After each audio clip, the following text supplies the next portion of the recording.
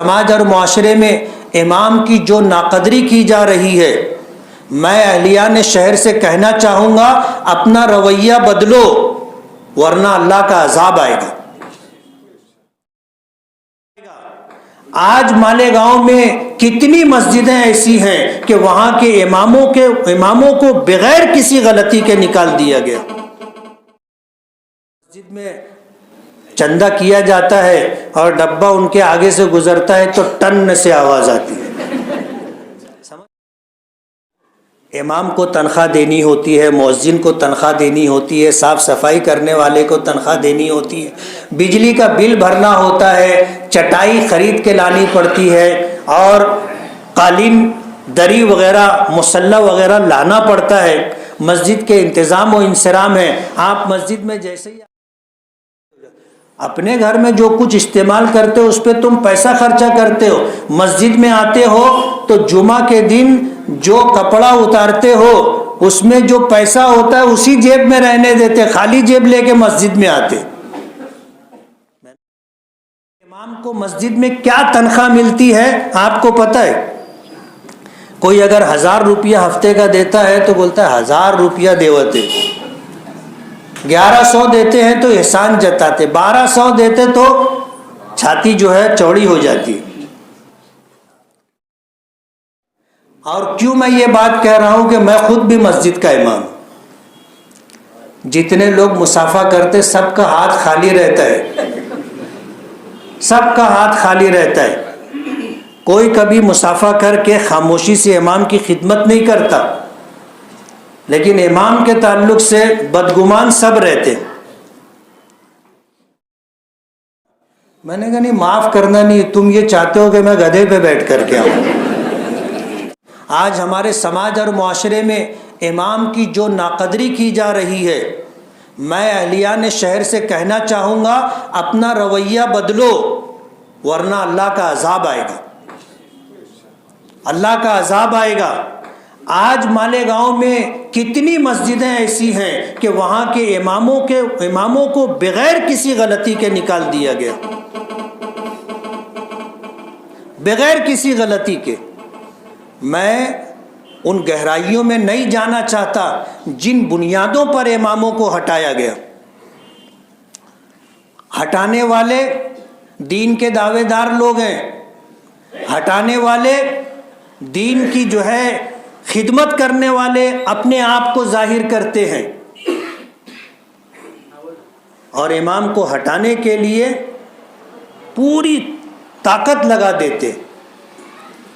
امام کو اپنا امیر ماننا، امام کو اپنا احسان مند ماننا یا امام کو اپنی نمازوں کا ذمہ دار ماننا بہت دور کی بات ہو گئی۔ آج تو ایسا ہو گیا کہ جو کہیں کچھ نہیں بول سکتا، اپنے گھر میں بیوی بچوں کی لان تان سنتا رہتا ہے، وہ مسجد میں آ کر کے امام پر اعتراض کرتا ہے۔ یہ حالت ہو گئی ہے۔ لوگوں کو اپنا رویہ بدلنا چاہیے۔ جو پیغام مولانا ادریس صاحب نے دیا ہے کہ امام کی قدر کرو، اور اگر ناقدری کرو گے تو اللہ کا عذاب آئے گا۔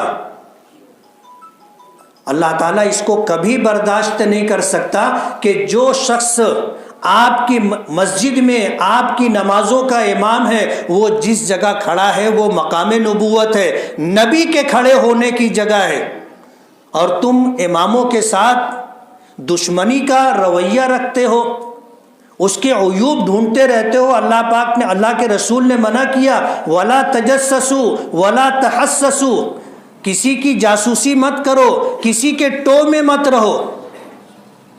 مسجدوں میں گروپ بن جاتا ہے، ایک گروپ اگر امام کا ہمنوا ہے تو ایک گروپ امام کا مخالف ہوتا ہے، اور اس کی پوری توانائی اور کوشش ہوتی ہے کہ امام کی کوئی بات گرفت میں آ جائے، کوئی عیب مل جائے، کوئی کمزوری مل جائے، امام کی کوئی کوتاہی مل جائے کہ بس اس کا پیچھا اٹھا لیتے۔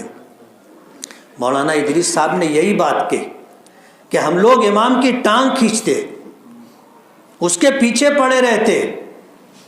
ایک مسجد کا مسئلہ چل رہا تھا، مسجد کے مصلی لوگ جو ہیں طرح طرح کی بات کر رہے تھے۔ جس میں امام کے خلاف بھی بات تھی، انتظامیہ ٹرسٹیوں کے خلاف بھی بات تھی. تو وہ سب لوگ میرے پاس آئے تو میں نے ان سے پوچھا کہ تم لوگ مسجد میں نماز پڑھتے ہو؟ بولے ہاں. تو میں نے کہا مسجد میں امام ہے؟ بولے ہے. مؤذن ہے. مسجد میں چٹائی ہے؟ انہوں نے کہا کہ ہے. پنکھا لائٹ کا انتظام ہے. مسجد کی صاف صفائی ہوتی ہے.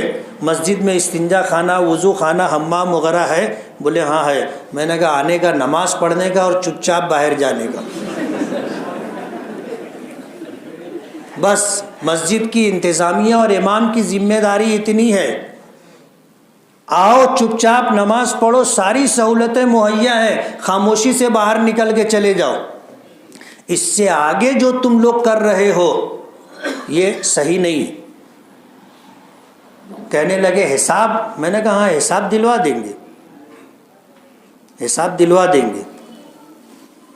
تو جو لوگ چندہ دیتے ہوں گے وہ لوگ حساب لینے کے لیے آئیں گے.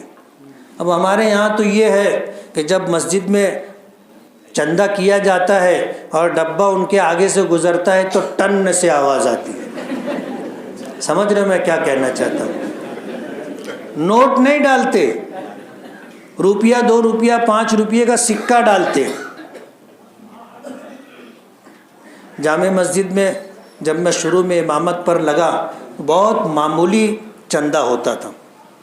میں نے لوگوں سے اپیل کی کہ آپ مسجد میں نماز کے لیے آتے ہو تو مسجد میں امام کو تنخواہ دینی ہوتی ہے، مؤذن کو تنخواہ دینی ہوتی ہے، صاف صفائی کرنے والے کو تنخواہ دینی ہوتی ہے، بجلی کا بل بھرنا ہوتا ہے، چٹائی خرید کے لانی پڑتی ہے، اور قالین، دری وغیرہ، مصلی وغیرہ لانا پڑتا ہے. مسجد کے انتظام و انصرام ہے. آپ مسجد میں جیسے ہی آتے ہو تو پہلے دیکھتے ہو کہ پنکھا کہاں ہے، اور آ کر کے پنکھا چالو کر کے نیچے کھڑے ہو جاؤ. اپنے گھر میں جو کچھ استعمال کرتے ہو اس پہ تم پیسہ خرچہ کرتے ہو. مسجد میں آتے ہو تو جمعہ کے دن جو کپڑا اتارتے ہو اس میں جو پیسہ ہوتا ہے اسی جیب میں رہنے دیتے، خالی جیب لے کے مسجد میں آتے. میں نے کہا رویہ بدلو. اپنی مسجد میں جب نماز کے لیے آؤ، جمعہ کے دن چندہ ہوتا ہے، اپنی حیثیت کے مطابق چندہ دو مسجد میں. آج تو حالات ایسے ہیں، ایک امام کو مسجد میں کیا تنخواہ ملتی ہے آپ کو پتہ ہے؟ کوئی اگر 1000 روپیہ ہفتے کا دیتا ہے تو بولتا ہے 1000 روپیہ دیوتے. 1100 دیتے ہیں تو احسان جتاتے، 1200 دیتے تو چھاتی جو ہے چوڑی ہو جاتی. 1200 میں ہفتے بھر کا کسی فیملی کا گھر کا خرچہ کیسے چلے گا؟ کبھی آپ نے سوچا امام کے بارے میں؟ ایک صاحب مجھ سے کہنے لگے کہ تم کے تو بہت ہدیہ ملت ہوئی ہے. بولا تھا کبھی دیے؟ بولے ایک زمانے سے تو میرے ساتھ میں رہتا ہے، آج تک کبھی تو نے ہدیہ نہیں دیا، اور تجھ کو میرے متعلق یہ بدگمانی کہ تم کے بہت ہدیہ ملت ہوئی ہے. اتنا بڑا مجمع بیٹھا ہے، میں آپ سے پوچھوں ایمانداری کے ساتھ اپنے دل پر ہاتھ رکھ کے، کبھی آپ نے امام کی کوئی خدمت کی ہے؟ نہیں کی ہوگی آپ نے، نہیں کی ہوگی آپ نے. اور کیوں میں یہ بات کہہ رہا ہوں کہ میں خود بھی مسجد کا امام. جتنے لوگ مصافحہ کرتے سب کا ہاتھ خالی رہتا ہے، سب کا ہاتھ خالی رہتا ہے. کوئی کبھی مصافحہ کر کے خاموشی سے امام کی خدمت نہیں کرتا، لیکن امام کے تعلق سے بدگمان سب رہتے. وہ اگر اچھا کپڑا پہنے، میں سنا ہوں یہ جملہ تو بول رہا ہوں، سفید کپڑا، اچھا کپڑا پہن کر کے بولے جب دیکھو جب دلہے بنے رہتے ہیں. یعنی سفید اچھا کپڑا اگر امام پہن لیا تو بھی لوگوں کی نظر میں کھٹکتا ہے. میں موٹر سائیکل لے لیا تو کچھ لوگ کہنے لگے، گاڑی سے آئے تو وہ اشارہ کر رہے تھے گاڑی کے لیے، تو میں دیکھ لیا تو میں گیا ان کے پاس. بولو کوئی بات ہے کیا؟ بولے نہیں کوئی بات نہیں. بولو تم اشارہ کر رہے تھے میری گاڑی کی طرف. بولے ہاں معاف کرنا. میں نے کہا نہیں معاف کرنا نہیں، تم یہ چاہتے ہو کہ میں گدھے پہ بیٹھ کر کے آؤں. امام کو دیکھ کر اچھی حالت میں خوش ہونا چاہیے. تو اس کی اچھی حالت بھی مصلیوں سے مقتدیوں سے دیکھی نہیں جاتی. ایسا ایک گروپ ہر مسجد میں ہوتا ہے. یہ پیغام چلانے کی ضرورت ہے کہ جس مسجد میں امام کو تنخواہ کم دی جاتی ہے اس مسجد میں تعمیر کے نام پر چندہ نہیں دینا چاہیے. میری بات سے ابھی آپ کو اختلاف ہوگا. یہ در و دیوار پر جو آپ نے ٹائل لگائے ہیں اس کی ضرورت نہیں تھی.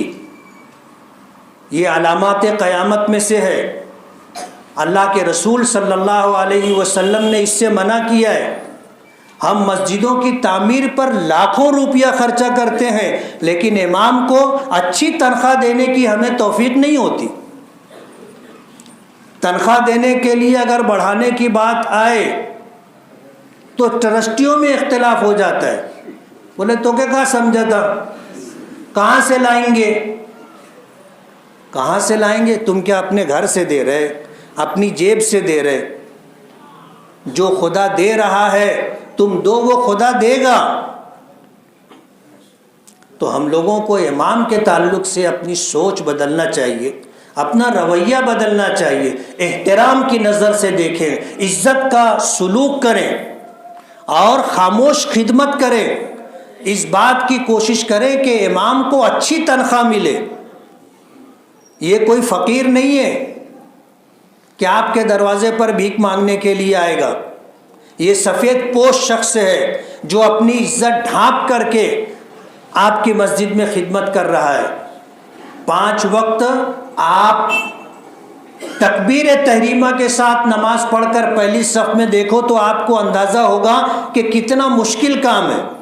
اور امام سردی ہو, گرمی ہو, بارش ہو, حالات اچھے ہو خراب ہو, وہ بیمار ہو تندرست ہو, خوشی کے موقع میں ہو غمی کے موقع میں ہو, نماز کا وقت ہوتا ہے, سب کچھ چھوڑ چھاڑ کر کے اسے آنا پڑتا ہے.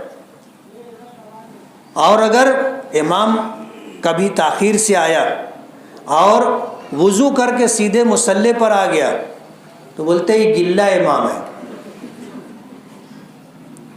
ہماری رحمانی مسجد میں حافظ صاحب امامت کرتے تھے, مولانا سعید احمد ملی کے صاحبزادے. رحمانی مسجد کے مصلی لوگ یہ بات کہتے تھے. کبھی اتفاق ہو گیا, آدمی کسی کام میں تھا, پہنچا, وضو کیا, سیدھے مصلی پہ چلا گیا, بولے یہ گلے امام ہے. مجھ سے کچھ لوگ پوچھنے لگے, بولے ایسے امام کے پیچھے ملتا سنت پڑھے تو جیسے مصلی ویسے امام. بولتے نا جیسی روح ویسے فرشتے. بولو جو عیب تمہارے اندر ہے تم کسی دوسرے کو اس عیب کو لے کر کے بولنے کا حق نہیں رکھتے. تم بہت متقی پرہیزگار ہو, سنتوں کا بہت اہتمام کرتے ہو تو تم بول سکتے ہو, تم کو حق ہے, نہیں تو تم کو حق نہیں ہے بولنے کا. حافظ صاحب نے زندگی کے 50 سال امامت کرتے ہوئے گزارے اور زندگی میں بہت نشیب و فراز آتے. اتنا لمبا زمانہ امامت کرتے ہوئے گزارنا بہت بڑی بات. اللہ تعالیٰ ان خدمات کو قبول فرمائے. جتنی نمازیں پڑھائی ہیں, جتنے بچوں کو قرآن کریم سکھایا ہے, جتنے لوگوں کے عائلی گھریلو سماجی مسائل حل کیے ہیں, جتنے لوگوں کے لیے دعائیں کی ہیں, یہ سب اللہ کی بارگاہ میں شرف قبولیت پائے اور یہ چیز دنیا اور آخرت میں عزت و سرفرازی اور سرخروئی اور کامیابی کا ذریعہ بنے. وآخر دعوانا الحمدللہ.